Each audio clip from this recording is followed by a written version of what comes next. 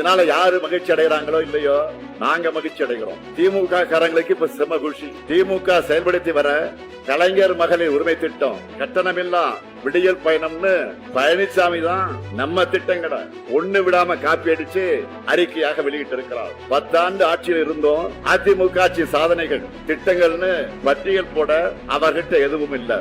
இந்த கஷ்டம் பழனிசாமியை விட அவருடைய ஓனருக்கார முதலாளி பிரதமர் மோடி அவர்களுக்கு இன்னும் அதிகம். இந்த பிரச்சனையில அவராலையும் தமிழ்நாட்டுக்கு செஞ்ச சிறப்பு திட்டம்னு எதையும் சொல்ல முடியாது. பெரும்பாலும் வெளிநாடுகளே வாழுகிற நம்ம பிரதமர் மோடி அவர்கள் தேர்தல் வந்துட்டா போதும், தேர்தல் சீசன் காரணத்தால இப்போ அடிக்கடி தமிழ்நாடு வரார். இப்போ கூட 4ஆம் தேதி சென்னையில ரோடு ஷோ பண்ண வராராம், செய்தி வந்துச்சு. இதனால யாரு மகிழ்ச்சி அடைகிறாங்களோ இல்லையோ நாங்க மகிழ்ச்சி அடைகிறோம். திமுக காரங்களுக்கு இப்ப செம குஷி.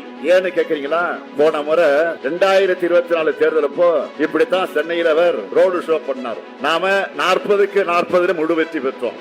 இப்போ அடிச்சு சொல்றேன், அவர் வந்தா நம்மோட 200 தொகுதி இலக்கு அடைகிறது உறுதியாகிடும். மோடி அவர்களும் அமித்ஷா அவர்களும் எத்தனை முறை இங்க வராங்களோ நம்முடைய வெற்றியுடைய மார்ஜினும் கூடிக்கிட்டே போகும்.